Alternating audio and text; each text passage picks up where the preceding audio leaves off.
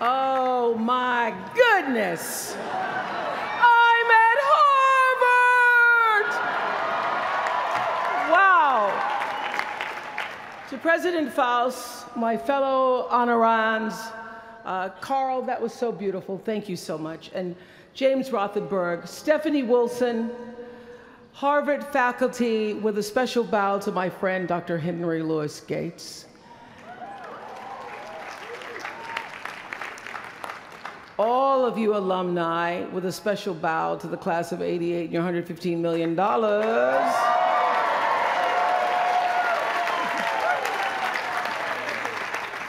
And to you, members of the Harvard class of 2013, hello.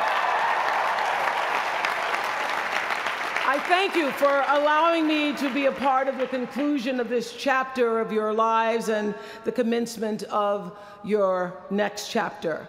To say that I'm honored doesn't even begin to quantify the depth of gratitude that really accompanies an honorary doctorate from Harvard. Not too many little girls from rural Mississippi have made it all the way here to Cambridge, and I can tell you that I consider today, as I sat on the stage this morning getting teary for you all and then teary for myself, I consider today a defining milestone in a very long and a blessed journey. My one hope today is that I can be a source of some inspiration. I'm going to address my remarks to anybody who's ever felt inferior or felt disadvantaged, felt screwed by life. This is a speech for the quad.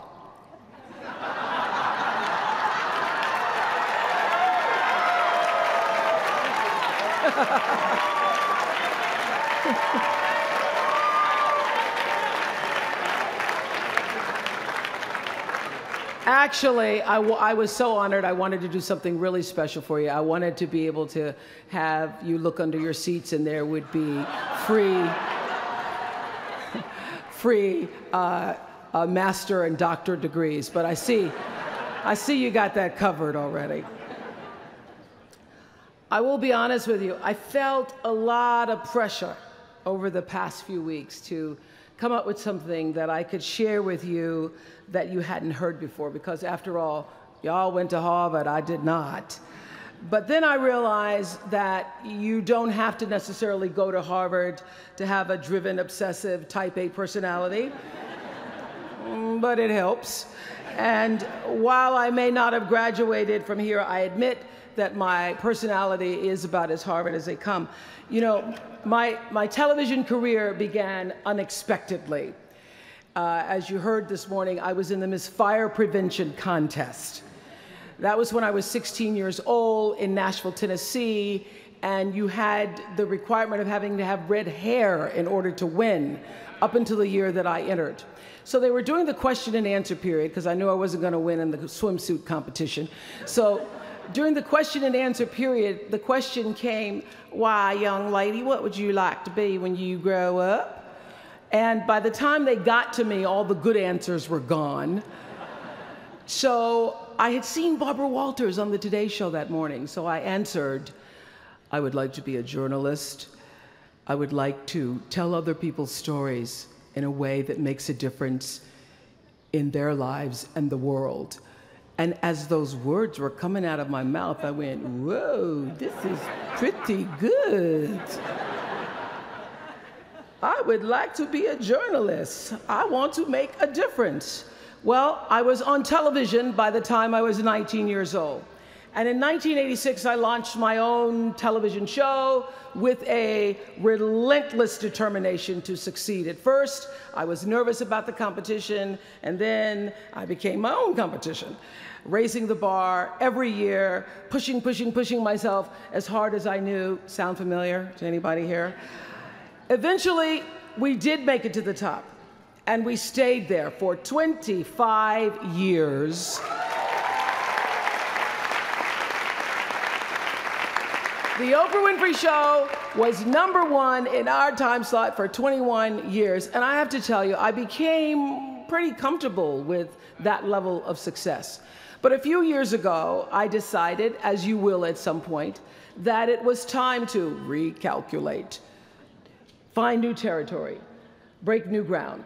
So I ended the show and launched OWN, the Oprah Winfrey Network. The initials just worked out for me. So 1 year later, after launching OWN, nearly every media outlet had proclaimed that my new venture was a flop. Not just a flop, but a big, bold flop, they call it. I can still remember the day I opened up USA Today and read the headline, "Oprah not quite standing on her own." I mean, really, USA Today, now that's the nice newspaper. It really was, this time last year, the worst period in my professional life. I was stressed and I was frustrated, and quite frankly, I was embarrassed. It was right around that time that President Faust called and asked me to speak here, and I thought, you want me to speak to Harvard graduates? What could I possibly say to Harvard graduates, some of the most successful graduates in the world, in the very moment when I had stopped succeeding? So I got off the phone with President Faust, and I went to the shower. It was either that or a bag of Oreos. So I chose the shower.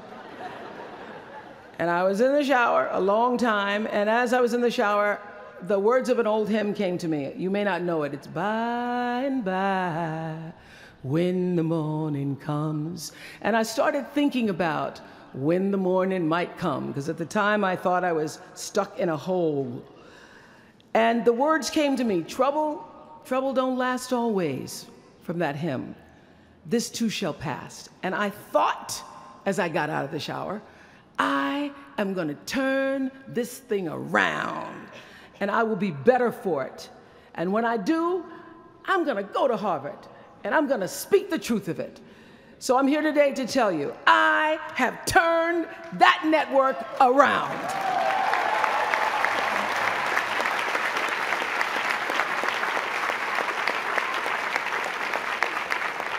And it was all because I wanted to do it by the time I got to speak to you all. So thank you so much. You don't know what motivation you were for me. Thank you. I'm even prouder to share a fundamental truth that you might not have learned even as graduates of Harvard, unless you studied the ancient Greek hero with Professor Naj. Professor Naj, who, as we were coming in this morning, said, "Please, Ms. Winfrey, walk decisively." I shall walk decisively. This is what I want to share. It doesn't matter how far you might rise. At some point, you are bound to stumble, because if you're constantly doing what we do, raising the bar, if you are constantly pushing yourself higher, higher, the law of averages, not to mention the myth of Icarus, predicts that you will at some point fall. And when you do, I want you to know this, remember this, there is no such thing as failure. Failure is just life trying to move us in another direction. Now, when you're down there in the hole, it looks like failure. So this past year, I had to spoon feed those words to myself. And when you're down in the hole, when that moment comes, it's really okay to feel bad for a little while. Give yourself time to mourn what you think you may have lost. But then, here's the key. Learn from every mistake, because every experience, encounter, and particularly your mistakes, are there to teach you and force you into being more of who you are. And then figure out what is the next right move. And the key to life is to develop an internal, moral, emotional GPS that can tell you which way to go. Because now and forevermore, when you Google yourself, your search results will read, Harvard 2013.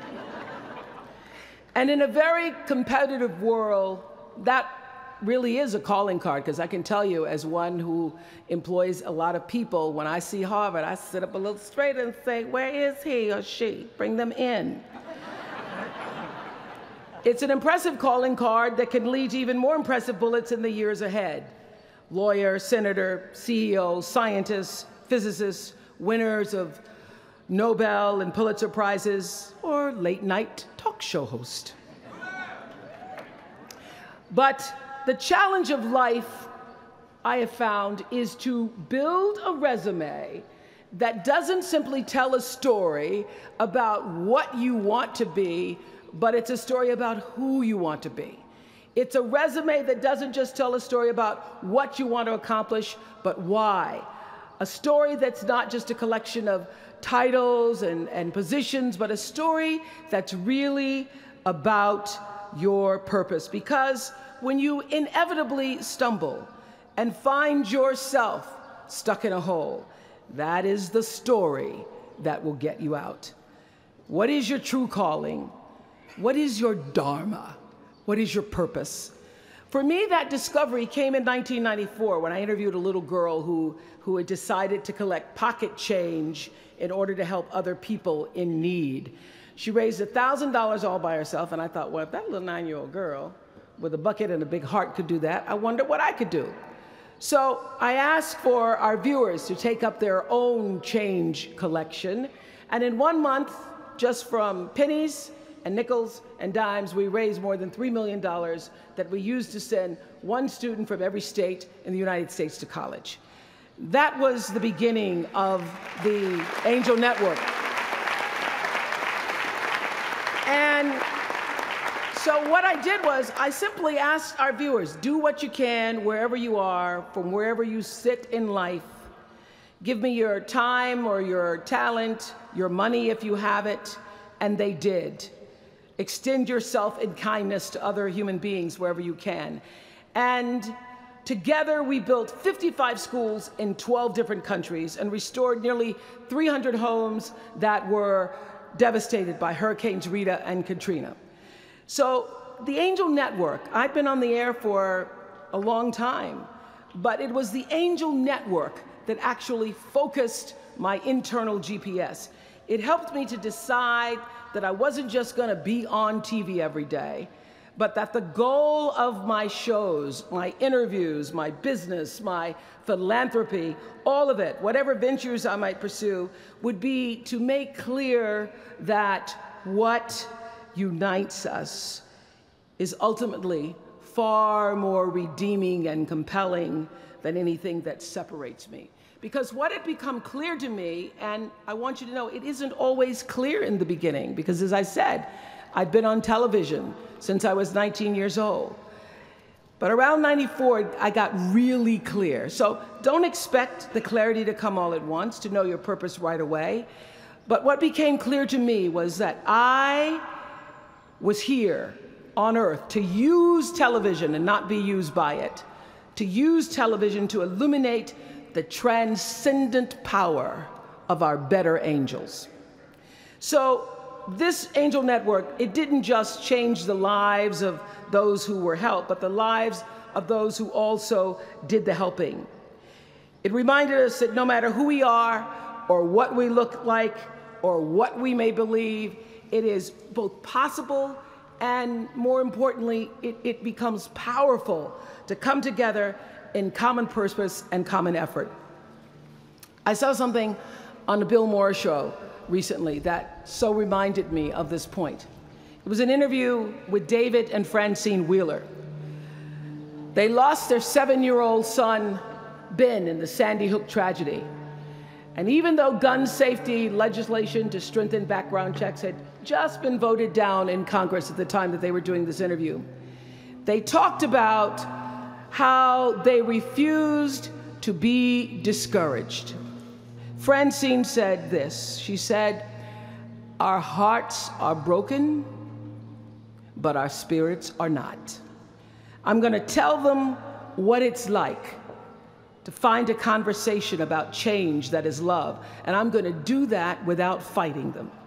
And then her husband David added this: you simply cannot demonize or vilify someone who doesn't agree with you, because the minute you do that, your discussion is over, and we cannot do that any longer. The problem is too enormous. There has to be some way that this darkness can be banished with light. In our political system and in the media, we often see the reflection of a country that is polarized, that is paralyzed, and is self-interested. And yet, I know you know the truth.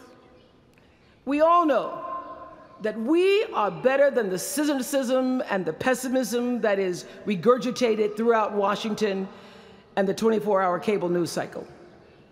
Not my channel, by the way.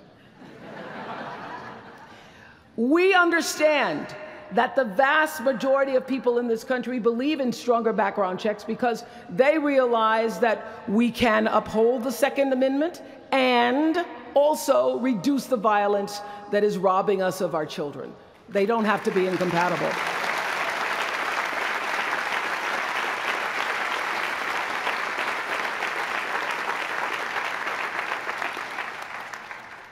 And we understand that most Americans believe in a clear path to citizenship for the 12 million undocumented immigrants who reside in this country, because it's possible to both enforce our laws and at the same time embrace the words on the Statue of Liberty that have welcomed generations of huddled masses to our shores. We can do both.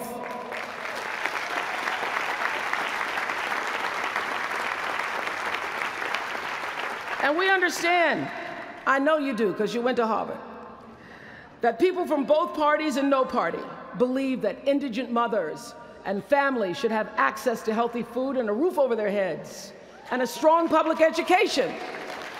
Because here in the richest nation on earth, we can afford a basic level of security and opportunity. So the question is, what are we going to do about it? Really, what are you going to do about it? Maybe you agree with these beliefs, maybe you don't. Maybe you care about these issues, or maybe there are other challenges that you, class of 2013, are passionate about. Maybe you want to make a difference by serving in government. Maybe you want to launch your own television show. Or maybe you simply want to collect some change. Your parents would appreciate that about now. The point is, your generation is charged with this task of breaking through what the body politic has thus far made impervious to change. Each of you has been blessed with this enormous opportunity of attending this prestigious school. You now have a chance to better your life, the lives of your neighbors, and also the life of our country. When you do that, let me tell you what I know for sure. That's when your story gets really good. Maya Angelou always says, when you learn, teach. When you get, give. That, my friends, is what gives your story purpose and meaning. So you all have the power in your own way to develop your own angel network. And in doing so, your class will be armed with more tools of influence and empowerment than any other generation in history. I did it in an analog world. I was blessed with a platform that at its height reached nearly 20 million viewers a day. Now here in a world of Twitter and Facebook and YouTube and Tumblr, you can reach billions in just seconds. You're the generation that rejected predictions about your detachment and your disengagement by showing up to vote in record numbers in 2008. And when the pundits said, they talked about you, they said you'd be too disappointed, you'd be too dejected to repeat that same kind of turnout in the 2012 election, and you proved them wrong by showing up in even greater numbers. That's who you are. This generation, your generation, I know, has developed a finely honed radar for BS. Can you say BS at Harvard? the spin and phoniness and artificial nastiness that saturates so much of our national debate. I know you all understand better than most that real progress requires an authentic way of being, honesty, and above all, empathy. I have to say that the single most important lesson I learned in 25 years talking every single day to people was that there's a common denominator in our human experience. Most of us, I tell you, we don't want to be divided. What we want, the common denominator that I found in every single interview, is we want to be validated. We want to be understood. I've done over 35,000 interviews in my career. And as soon as that camera shuts off, everyone always turns to me and inevitably in their own way asks this question: was that okay? I heard it from President Bush. I heard it from President Obama. I've heard it from heroes and from housewives. I've heard it from victims and perpetrators of crimes. I even heard it from Beyoncé and all of her Beyoncé-ness. She finishes performing, hands me the microphone and says, "Was that okay?" Friends and family, yours, enemies, strangers, in every argument, in every encounter, every exchange, I will tell you, they all want to know one thing: was that okay? Did you hear me? Do you see me? Did what I say mean anything to you?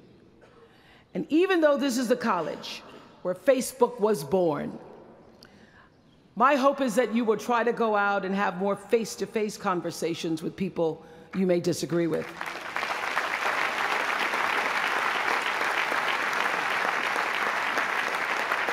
That you'll have the courage to look them in the eye and hear their point of view, and help make sure that the speed and distance and anonymity of our world doesn't cause us to lose our ability to stand in somebody else's shoes and recognize all that we share as a people. This is imperative for you as an individual and for our success as a nation. There has to be some way that this darkness can be banished with light. Says the man whose little boy was massacred on just an ordinary Friday in December. So whether you call it soul or spirit or higher self, intelligence, there is, I know this, there's a light inside each of you, all of us, that illuminates your very human beingness if you let it. And as a young girl from rural Mississippi, I learned long ago that being myself was much easier than pretending to be Barbara Walters. Although when I first started, because I had Barbara in my head, I would try to sit like Barbara, talk like Barbara, move like Barbara. And then one night I was on the news, reading the news, and I called Canada, Canada. And that was the end of me being Barbara. I cracked myself up on TV, couldn't stop laughing, and my real personality came through. And I figured out, oh gee, I can be a much better Oprah than I could be a pretend Barbara. I know that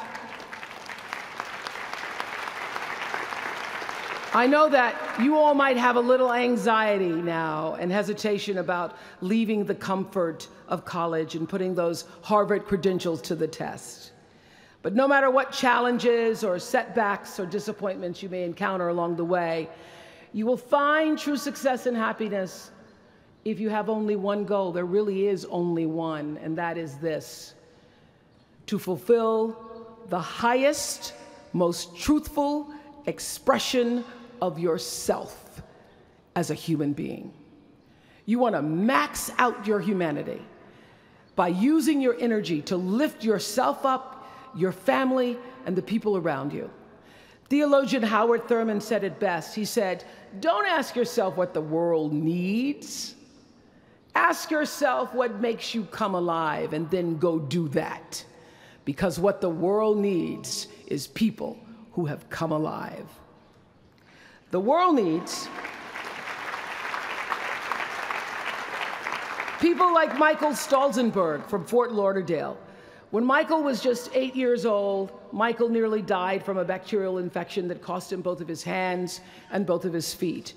And in an instant, this vibrant little boy became a quadruple amputee, and his life was changed forever. But in losing who he once was, Michael discovered who he wanted to be. He refused to sit in that wheelchair all day and feel sorry for himself. So with prosthetics, he learned to walk and run and play again. He joined his middle school lacrosse team. And last month, when he learned that so many victims of the Boston Marathon bombing would become new amputees, Michael decided to banish that darkness with light. Michael and his brother Harris created MikeysRun.com to raise $1 million for other amputees by the time Harris runs the 2014 Boston Marathon. More than 1,000 miles away from here, these two young brothers are bringing people together to support this Boston community the way their community came together to support Michael. And when this 13-year-old man was asked about his fellow amputees, he said this: first, they will be sad. They're losing something they will never get back. And that's scary. I was scared. But they'll be okay.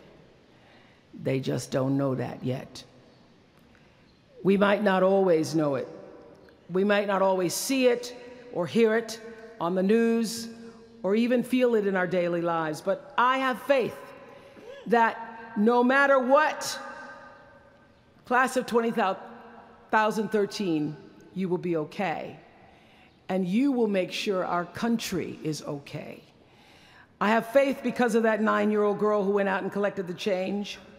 I have faith because of David and Francine Wheeler. I have faith because of Michael and Harris Stolzenberg. And I have faith because of you, the network of angels sitting here today.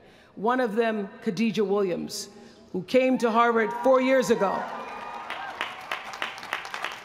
Khadijah had attended 12 schools in 12 years, living out of garbage bags amongst pimps and prostitutes and drug dealers, homeless, going into department stores, Walmart in the morning to bathe herself so that she wouldn't smell in front of her classmates. And today she graduates as a member of the Harvard class of 2013.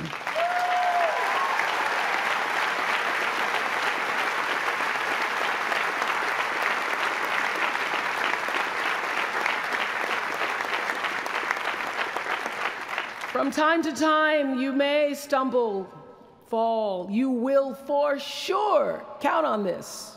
No doubt. You will have questions and you will have doubts about your path. But I know this: if you're willing to listen, to be guided by that still small voice that is the GPS within yourself, to find out what makes you come alive, you will be more than okay. You will be happy, you will be successful, and you will make a difference in the world. Congratulations, class of 2013. Congratulations to your family and friends. Good luck, and thank you for listening. Was that okay?